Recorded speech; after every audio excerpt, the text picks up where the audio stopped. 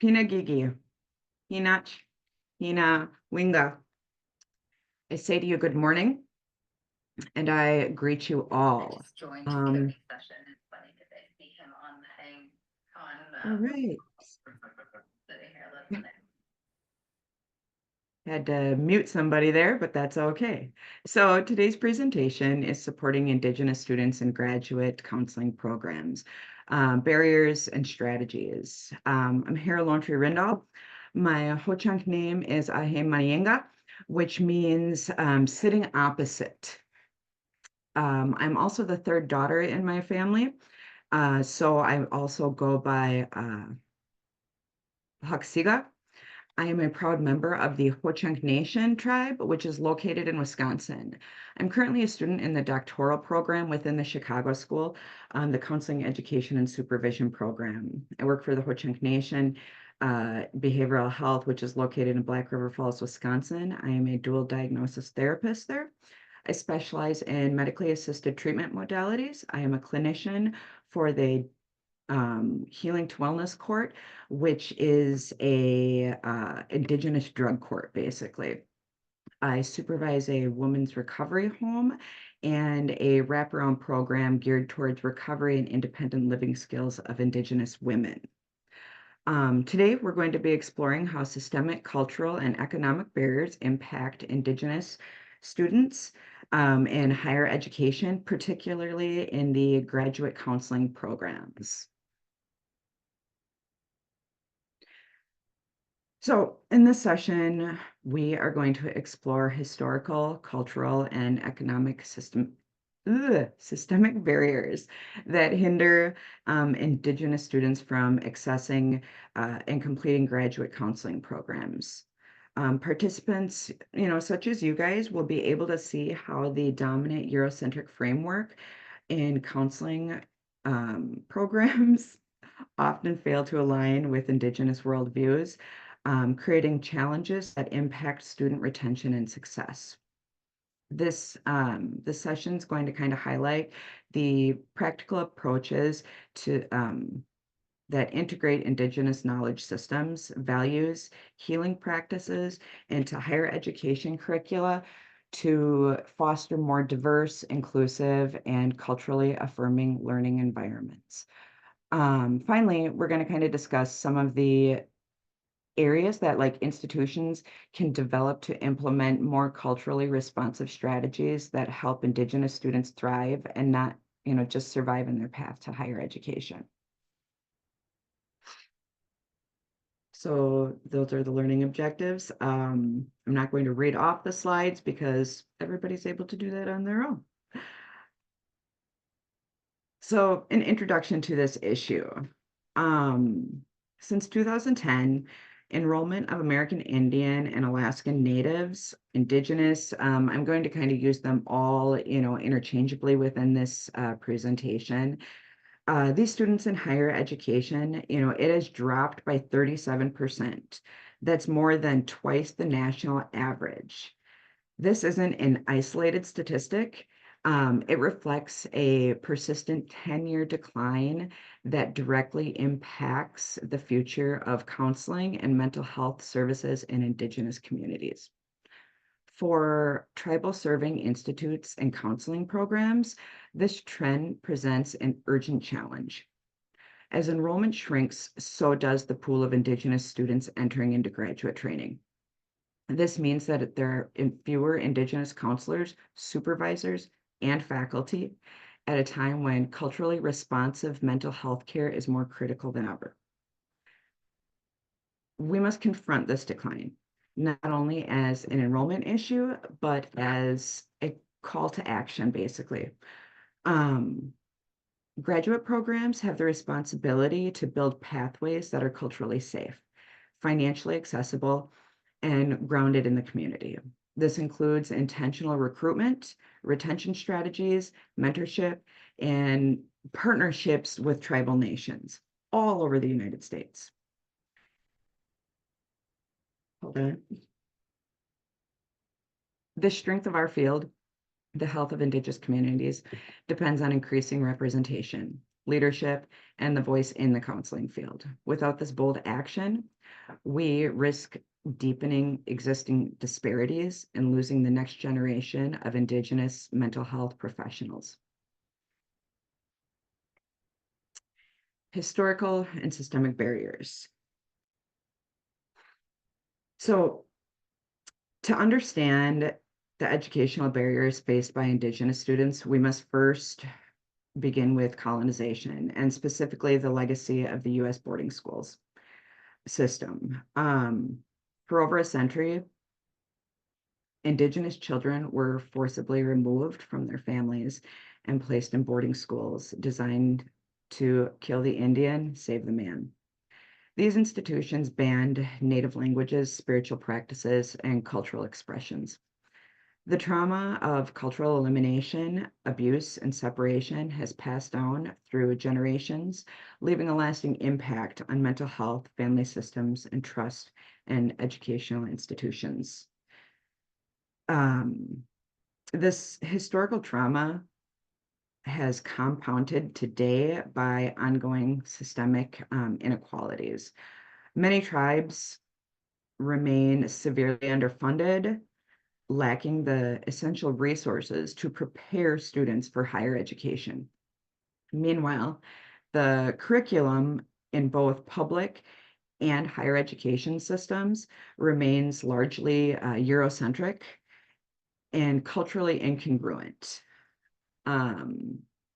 One of my citations, Brayboy, argues that institutions often fail Indigenous worldviews, creating environments that alienate rather than affirm Indigenous learners. In counseling, this history matters. The same system that marginalized Indigenous students in the past continue to shape who has access to graduate training today. We must confront this colonial legacy as educators, supervisors, leaders, counselors, students, you know. This means decolonizing our curriculum, partnering with the tribal serving institutions and creating learning environments that honor Indigenous knowledge, healing traditions, and ways of being. If we want to see more Indigenous students, counselors, educators, and leaders, we must start transforming the very system that have historically excluded them.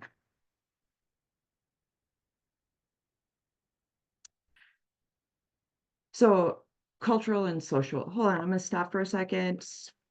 Curious if anybody has any questions or anything along those lines, comments.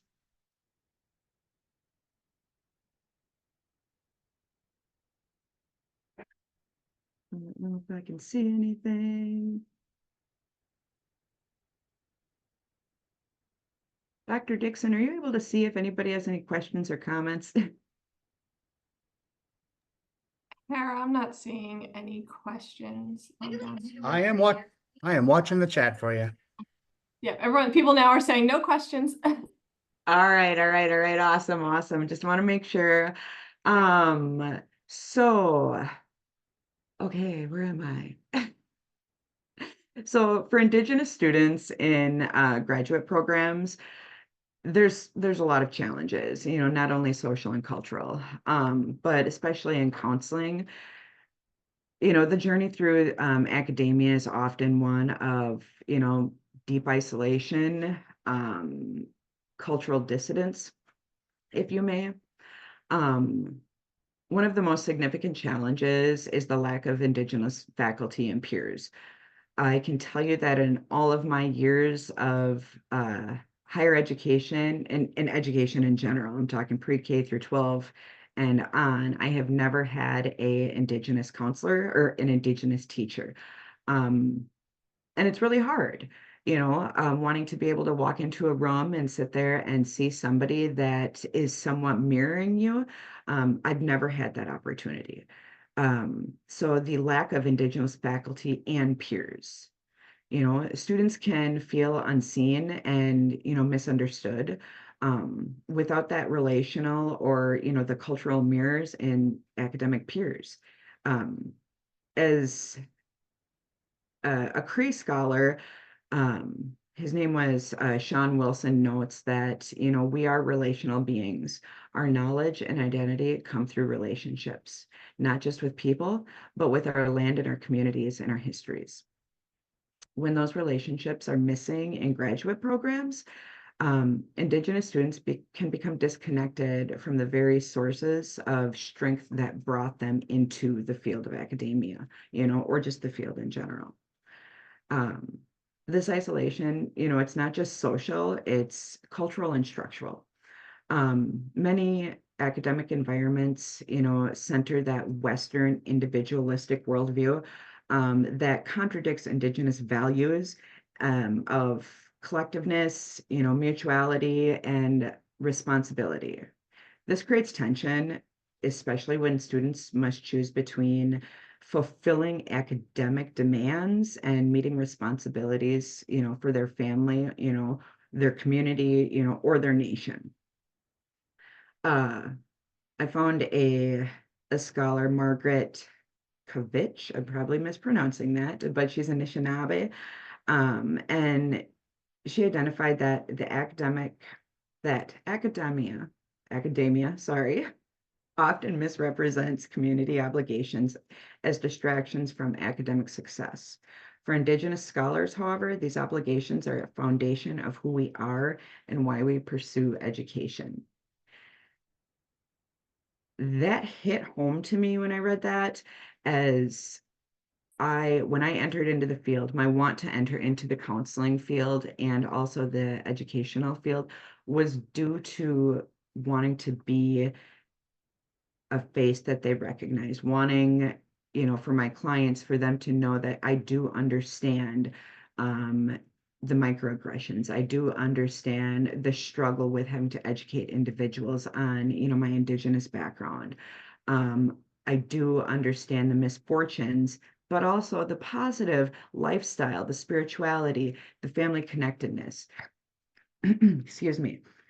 And, that is a foundation of what brought me to where I am today and to why I continue to pursue this education. So, in counseling education, we must do more than acknowledge these, realities. We must actively, reshape some of our programs. This includes hiring, Indigenous faculty, creating, some type of uh, mentorship circles, supporting that cultural connectedness, and, building a flexible system that honor family and community commitments. I'm talking real fast. I'm not going to last the 50 minutes. Um, so, another area that I want to kind of touch on in this is that when Indigenous students are forced to choose between culture and a degree, everybody loses. Because, we want to create a space for both, and we want to have a collectiveness and cultivate the wisdom and strength and leadership in our profession, that the counseling profession desperately needs, especially, ensuring that we follow, that the ACA Code of Ethics, and ensuring that we're culturally appropriate and that we do no harm. And if we have a clinician that comes in that doesn't understand, they could do more harm to that individual because they may not return for services. They may not return, for education, to continue, their ongoing degree. I would like to, real quick, right here, I want to put a shout out to the faculty at the Chicago School that I've worked with so far. This year, I have personally witnessed the amazing flexibility, support, and understanding within the Chicago Schools educational system for honoring my needs to, follow up with my family and to deal with family issues and community commitments that I had. Um, Without that support of my faculty, I would not be here today. And I would not be continuing to pursue this educational journey that I have. that I'm able to partake in. So I got to say that the Chicago school does a great job on being flexible and adding in this understanding of the cultural connection. So just got to put that out there. Give props to Dr. Dixon and everybody that he works with. Um,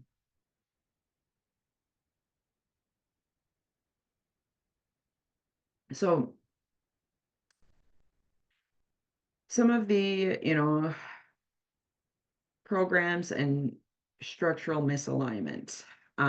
Mainstream counseling and mental health education in the US continues, to kind of center around that Eurocentric framework.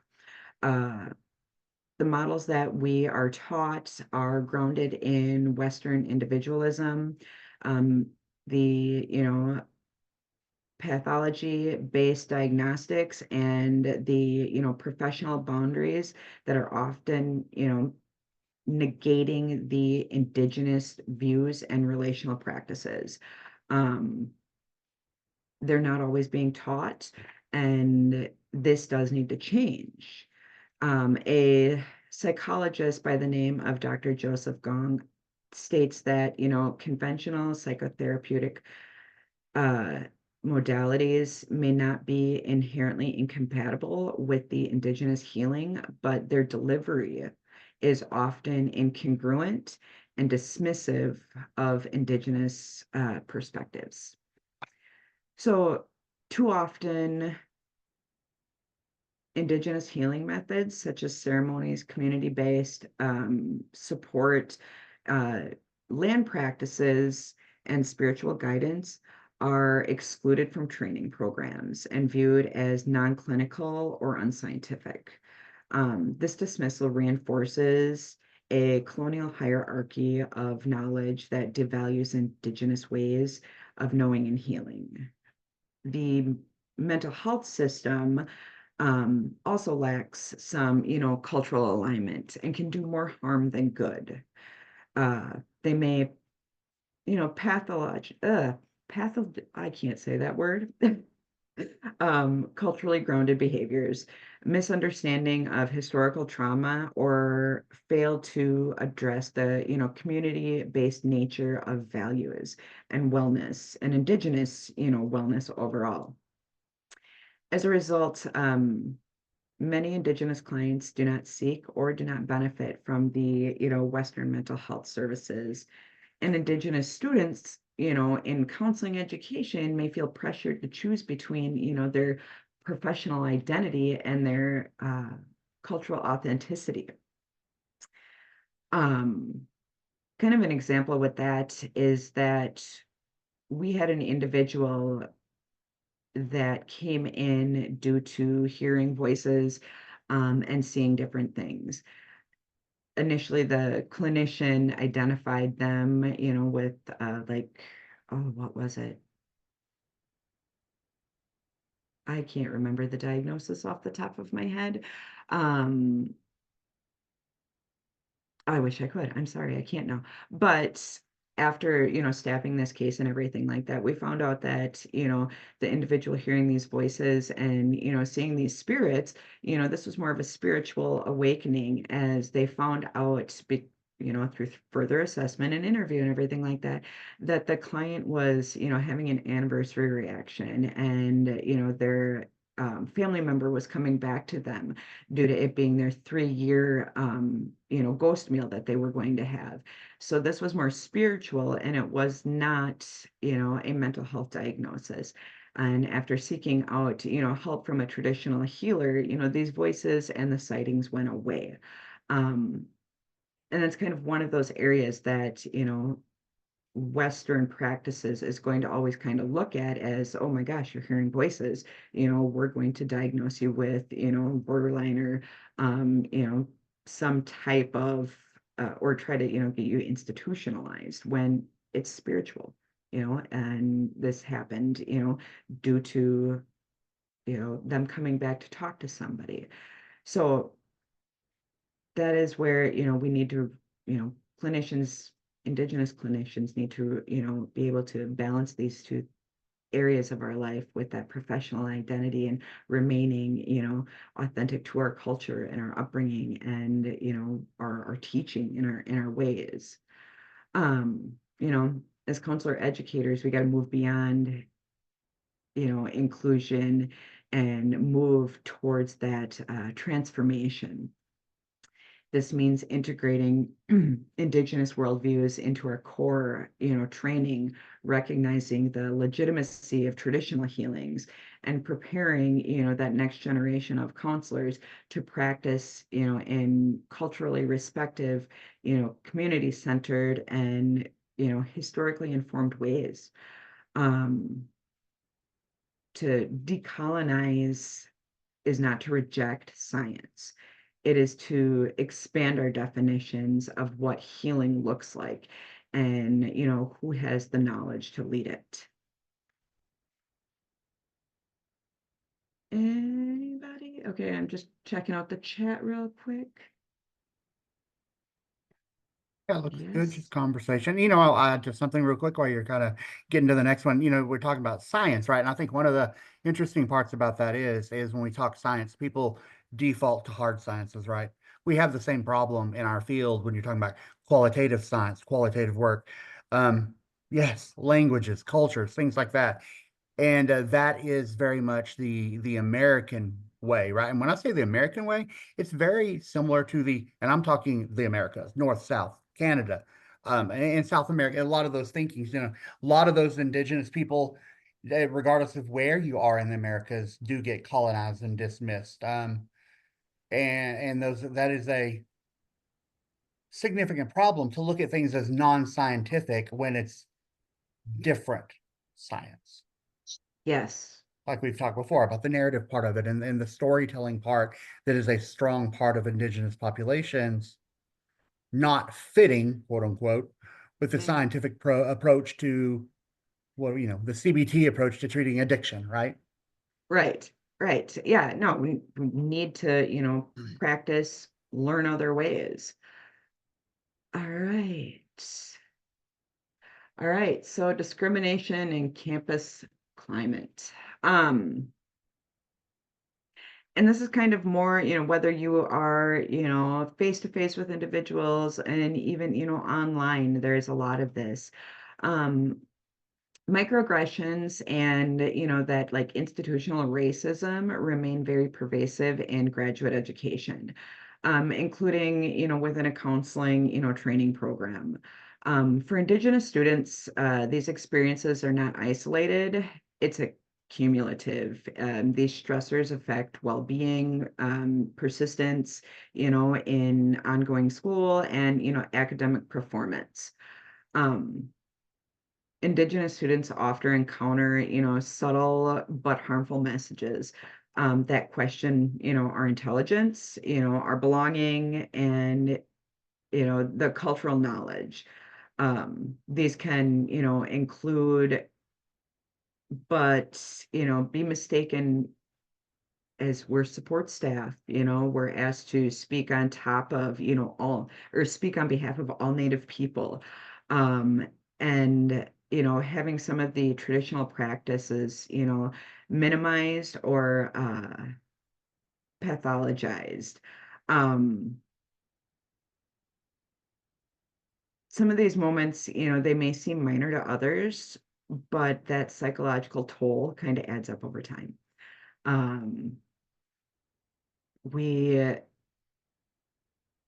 we have a different way of looking at a lot of things, at grief, at trauma.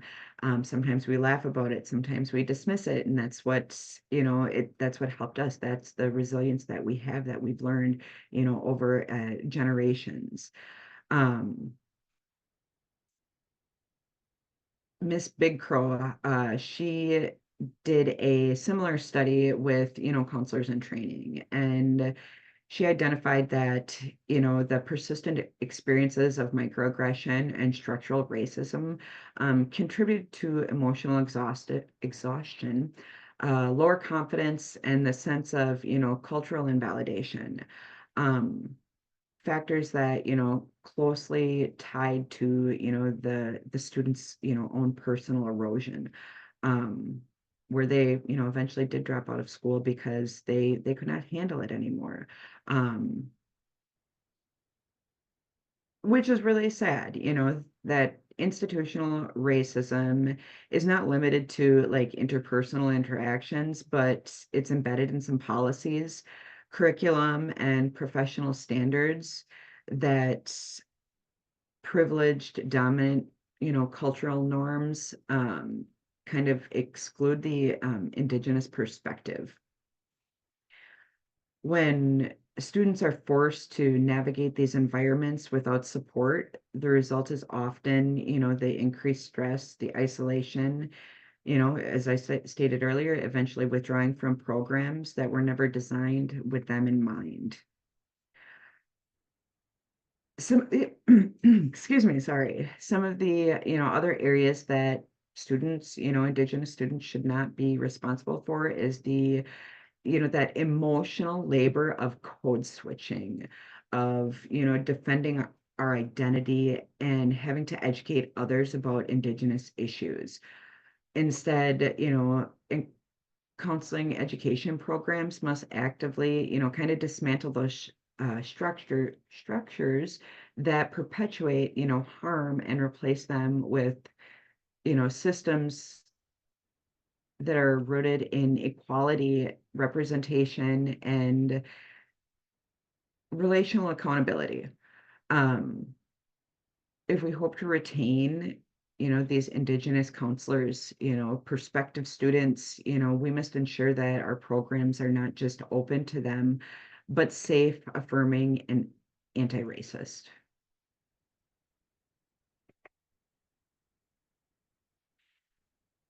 So, economic barriers, marginalization, the cost of tuition, living expenses.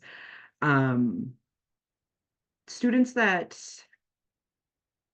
pursue that graduate education, specifically Indigenous students, and in the field of counseling, do so with that long-standing of economic marginalization. Not a lot of us come from familial wealth. Uh, Not many, understand the, needing to save, understand, or have been educated on, appropriate use of, many different financial, supports that could be out there. The, personal hardship that many tribal people face, it's is the outcome of the policies that have historically excluded Native communities, from the wealth building opportunities through, land, disposition and under funded education and the, systemic discrimination. These economic barriers continue to impact access to higher education today. Native students often, come from communities where economic resources are limited, making the cost of tuition, fees, materials, living expenses, significant barriers. Um, and that tuition cost, I'm kind of looking at the like out of state tuition. If they wanted to attend, a accredited school, um, they would have to leave their family and, pay that higher rate of tuition. It's a significant barrier, for individuals to get into a graduate study, um, many Indigenous, students also, I mean, manage multiple jobs while attending school full time. With that, the multiple jobs, not only are they paying for themselves, but they're, supporting extended family members, contributing to community needs while balancing, the coursework and the practicum requirements. Uh, it is it is not uncommon to have individuals, family members come to you because they need, 20, $30 for gas, and that's all you have. So you give them what you can because we don't know, we don't know what the future is going to bring. So we offer what we can to individuals, um, which is difficult to create that boundary, where that hardship financial burden falls on, you as a student. You want to better yourself, but you want to remain authentic to, your upbringing and your culture. Um, that financial strain is stressful.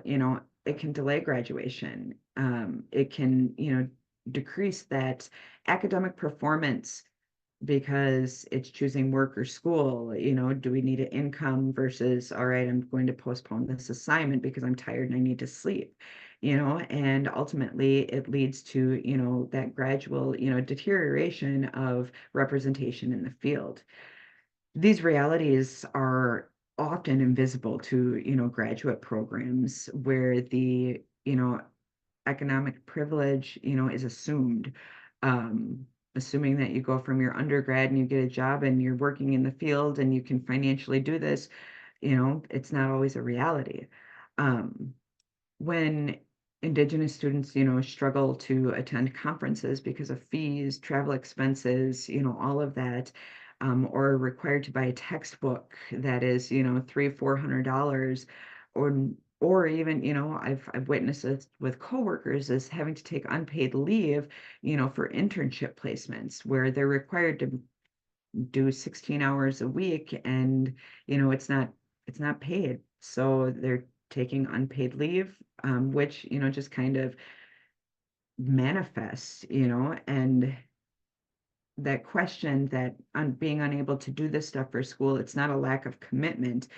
It's, the reflection of, that structural inequality that has, continuously happened.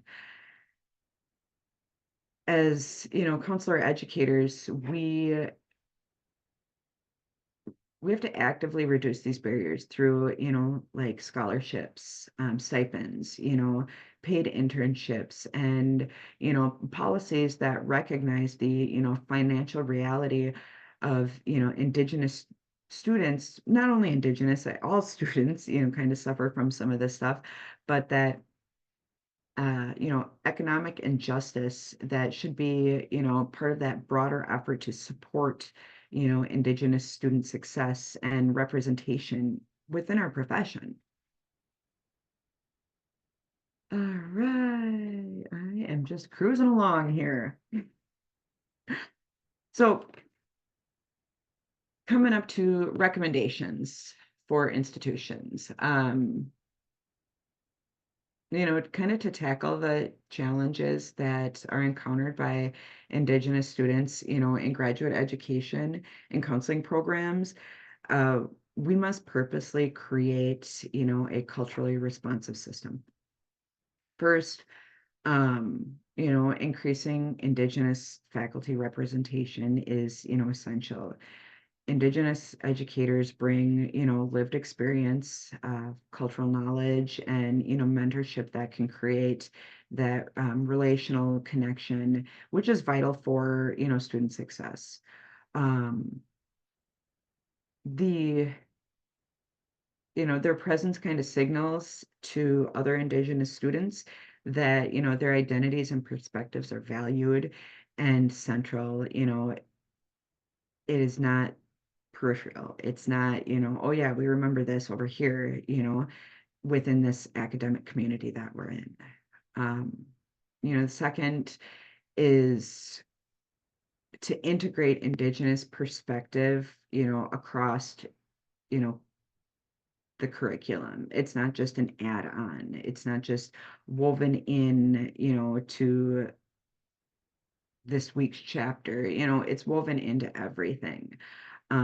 This helps validate Indigenous ways of knowing, healing, and learning.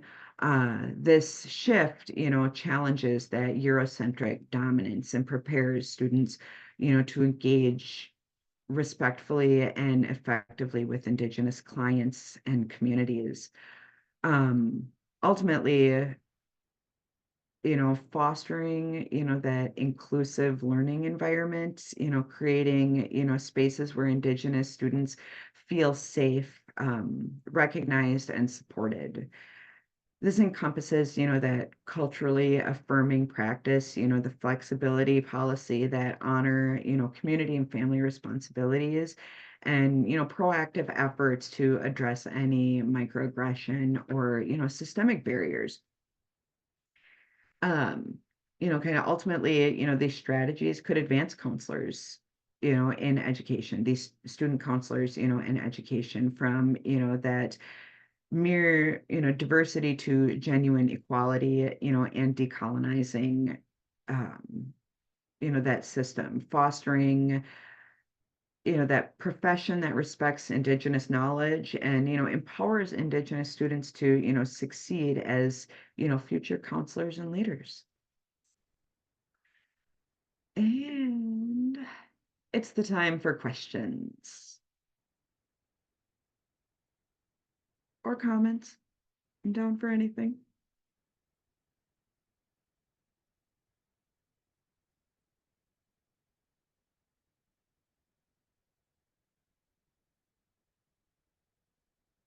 I talked really fast. I'm sorry, you guys. But if nobody has any questions or comments, here is, my school email and as well as Dr. Dixon's. He is the chair for my dissertation, which, I will be going more into this on my dissertation is, how do we break some of those barriers? How do we get more counselors, Indigenous counselors into the field? And voila. I see Dr. Dixon moving his head. Thank you so much. That was a great presentation. Thank you. If there are no questions at this point or no final closing remarks, I don't know if Dr. Dixon wants to add anything. Then we can go ahead and end the session. We're close enough to the end time that would be okay. Wonderful. So I don't know if Dr. Dixon has anything to chime in. It doesn't sound like it. Nope, he's saying no. Okay. Well, then All thank right, you everyone, wonderful. for being here. And we hope you join us. This conference does go for the rest of the day today, then all day tomorrow, and then the morning on Friday. So